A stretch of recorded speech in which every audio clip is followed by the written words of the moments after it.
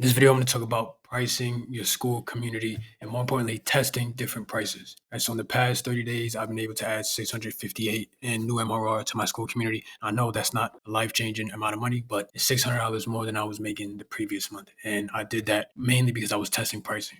So the prices that I tested so far, this is not just this month, it's since I started on Skool. I tested free entry, tested $5 entry, $9, and $20. These are all per month. Right. So out of all of these prices, the $5 per month entry was the worst performing, meaning I spent the most in ads and got the least amount of members when it was $5 per month. Now, a lot of people might be surprised by that. You think, oh yeah, if I'm running ads and my group is very cheap, if it's like $5, $7, it's gonna be, it's gonna be a lot easier, but that's not always the case. And I'm gonna talk about why that might be in a second. So $5 was definitely the worst. For free, I was getting members for the cheapest, and I had a premium tier, so I was on the freemium model. It's free to join, and then you can upgrade to the premium tier, which was $34 per month. This was getting me members in the door for the cheapest, but my MRR was the lowest. So people would basically just join and not upgrade, which is expected. It took a long time for certain people to like upgrade after a while, but it was tough. Here's where it got a little bit interesting. So at $9 per month and $20 per month, I was getting the same amount of members for the same cost. So I was running my ads and getting 3 to 5 members per day. My Skool community was $9 per month.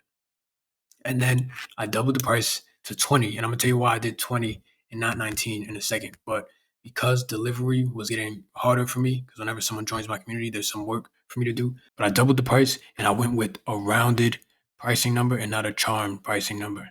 And the results have held the same from 9 and 20. Like, really think about it. I'm spending the same amount of money and getting the same amount of members, but double the price. And this is why you want to just test pricing. Like, this was a test just to see. I wasn't expecting it to behave like this. I was thinking, okay, yeah, my conversion rate is going to go down because it's higher pricing. No, it's been exactly the same. I actually think my conversion rate went up since changing the price to $20. So now I want to talk about some pricing psychology. So consumers rate the exact same product as higher quality if it's more expensive. If your product is priced below the category expectations, customers automatically just assume that something has to be wrong with it. So premium pricing, when backed by the right product, actually reduces buyer skepticism rather than increasing it. I know people think if you lower your prices, then people will be less skeptical. They'll try it, they'll trust it because it's cheaper and easier to get in. But in a lot of ways, that actually increases the skepticism that people have in your product or your offer because it's so cheap. Higher prices can actually increase trust depending on what's being sold. So brands that undercharge often spend more on marketing to overcome the doubt that their low price creates. So now I want to talk about two different pricing models. There's charm pricing and then there's rounded pricing. Now you'll notice if you look at the trending communities on Skool, a lot of them use charm pricing. All of these on the first page of Skool Discovery are at $9 per month. Every single one of them is $9 per month.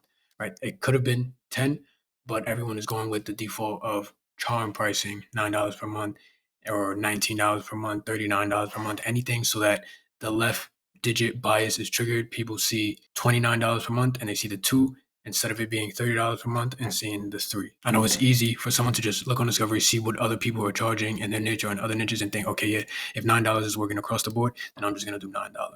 However, like I said, I tested $9 and I tested 20 and conversion rate has been the exact same. So I've been getting the same amount of members at $9 and $20. So just something for you to consider. All right, so now let's talk about charm pricing. So charm pricing is like this, $9.99 instead of it just being $10. Now with this pricing, you can drive higher volume in mass.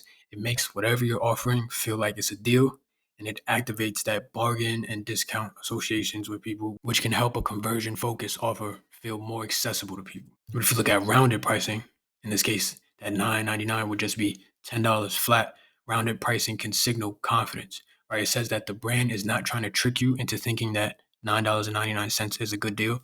It's plain and simple. It's $10 and it's worth the price. Right? Rounded pricing makes purchases feel simpler, more confident, and more premium. Rounded numbers are also easier to process. This is called cognitive fluency.